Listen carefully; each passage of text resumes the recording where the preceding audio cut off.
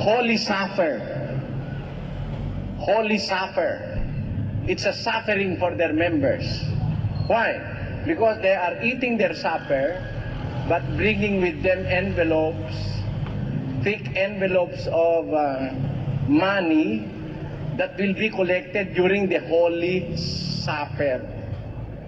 Let us change the name. Holy Supper. They have to really suffer in that supper. Why?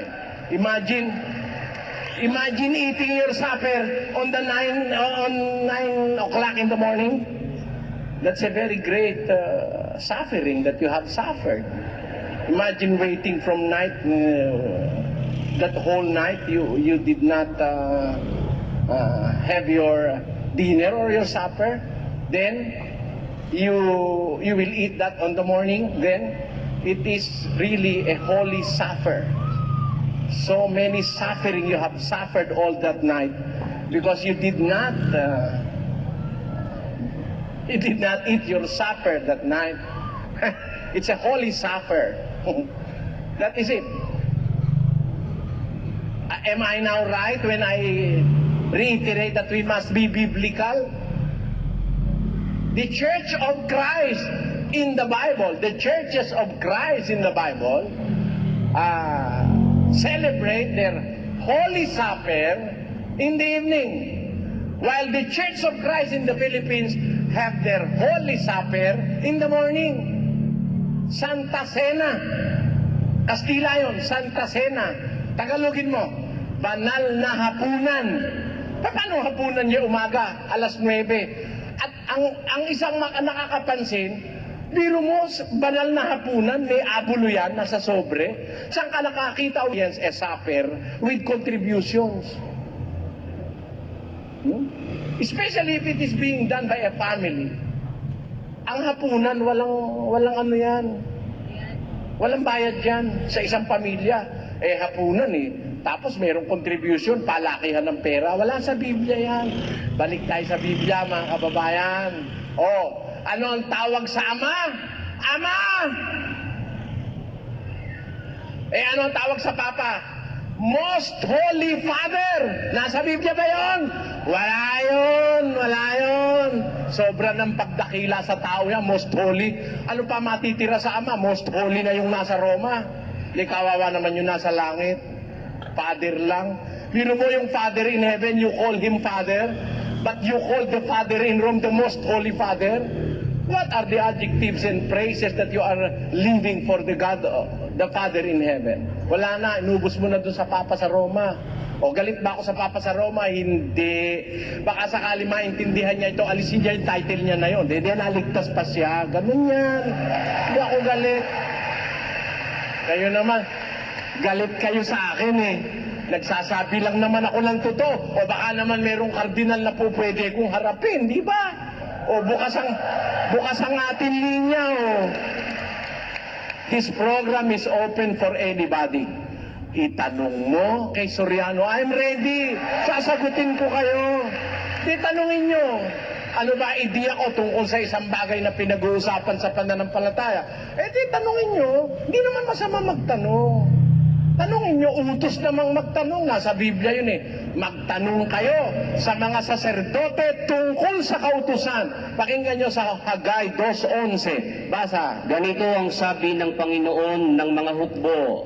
Magtanong kayo ngayon sa mga saserdote ng tungkol sa kautusan. Magtatanong ka sa saserdote. Yung pampare, saserdote. Sabi nila, saserdote sila. Tanungin nyo. Padre, bakit pagkatatawag tayo sa Ama, ang panalangin natin, Ama namin, nasa langit ka, Ama lang. Bakit pag tinatawag natin yung Papa sa Roma, Most Holy Father, ba't maraming dekorasyon? Kabanal-banalang Ama. Samantalang yung Ama sa langit, Ama lang kung tawagin natin. Para wag naman ako magselos, gawin nyo ganito. Tinatawag yung Most Holy Father yun sa Roma, tawagin nyo ring Most Holy Father yung pagka nananalangin kayo ng Our Most Holy Father, which art in heaven. I will not question you anymore. See? But there is still a question at the back of my mind. Why put the Father in heaven with the same level to that which is in Rome? That's another question to be answered. Bakit? Bakit mo ipapantay yung nasa Roma doon sa nasa langit? Wala namang kapantay yun. Lahat ng tao may kapantay, tandaan nyo. Lahat ng bagay may kapantay. Alam nyo ba yon, mga kapatid? Everybody or everything that God created, mayroong kapantay. Meron. Lahat ng bagay may kapantay. Yung palayok, may katapat na, ano yung kawikaan Tagalog? Bawat palayok, may katapat na tuntong.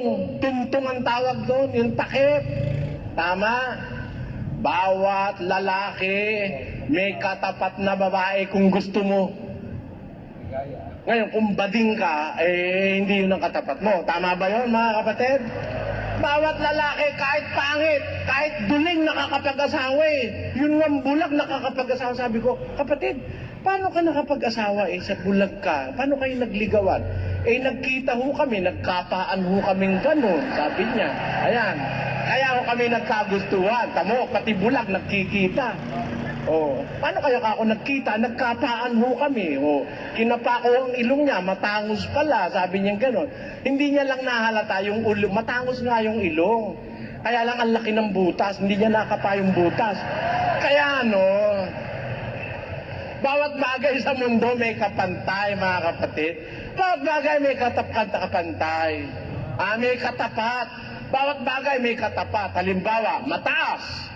May katapat ba? Meron. Payat. May katapat ba? Meron. Laging may katapat. Alam nyo lang ang walang katapat? Ang Ama.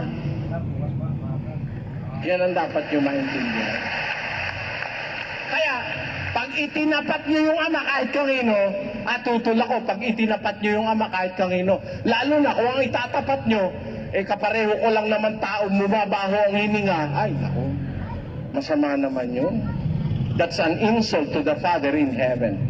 There are those people who claim that their church is the true church.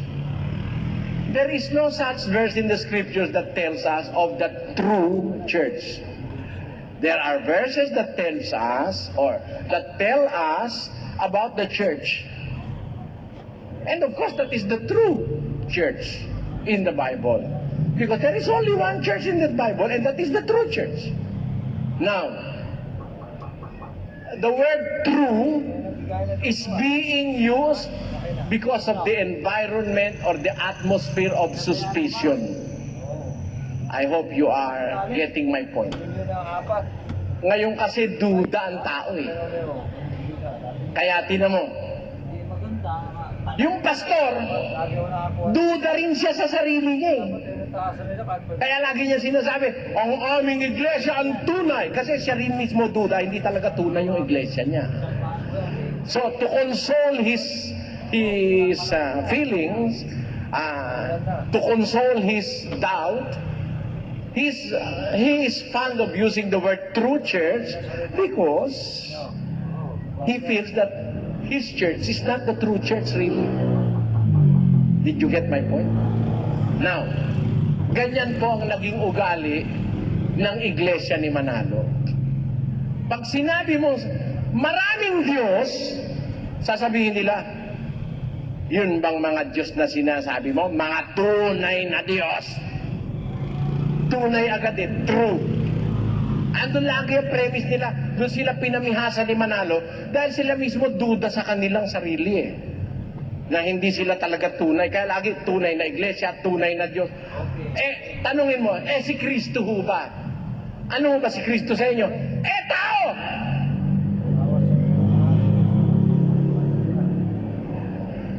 Tanungin mo, si Kristo ho ba?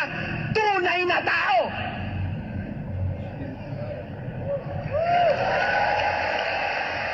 Tanungin mo. Tanong nyo. Mahilig sila sa salitang tunay You are fond of using that expression, true church, true Christian, true congregation, true worship, etc.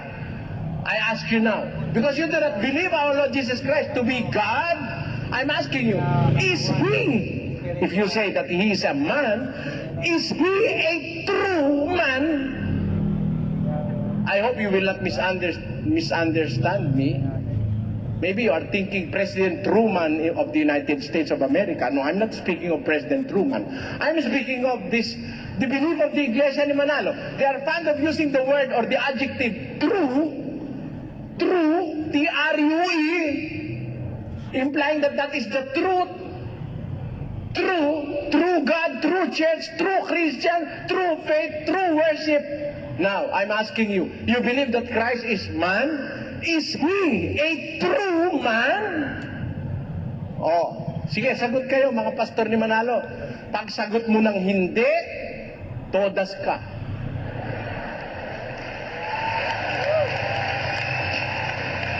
Pag sinabi mo naman siya ay tunay na tao, todas ka rin. Bakit? Makakain ang haring kopas mo. Tandaan mo, pag sagot mo na si Kristo hindi tunay na tao, talo ka. Pag sumagot ka si Kristo tunay na tao, talo ka rin. Bakit? Meron bang tunay na tao na hindi na ipinanganak ng walang sexual intercourse? Meron bang tunay na tao bukod kay Eva at kay Adan na ipinanganak na walang sexual intercourse? Lahat ng tao nang galing sa procreation after Adam and Eve. May intercourse. Si Abraham nga 100 taon na di ba? No, panganak si Abraham, si Isaac. Nagsiping pa rin sila. Natatawa nga si Sarah dun sa anghel Wala daw kasalanan Nako, lumipas na ang panahon sa aking Panginoon si Abraham. Ako'y nilipasan na rin, matanda na ako, paano pa kami magkakaanak? Nag-iisip si Sarah, paano pa kaya kami magkakaanak?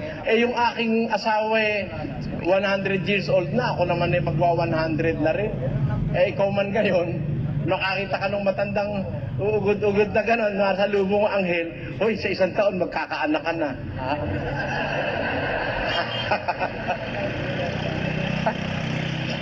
Pag hindi ka natawa lalo na, aalog-alog na yung tuhod ni Abraham. Ha? Pero akala nyo ba, ang pinanganak ni Abraham at ni Sarah, tunay na tao? Si Isaac, si Kristo ba, pinanganak ni Maria, tunay na tao ba? Mahilig kayo sa tunay, hindi nyo naman masabing tunay na tao si Kristo. At mga kababayan, mga born again, pagkausap nyo Iglesia ni Manalo, tanong nyo kung si Kristo tunay na tao. Pag sagot niyang hindi, talo na siya. Pag sagot niyang oo, talo pa rin siya. Kaya hindi na sila lalabas Hindi sila lalabas.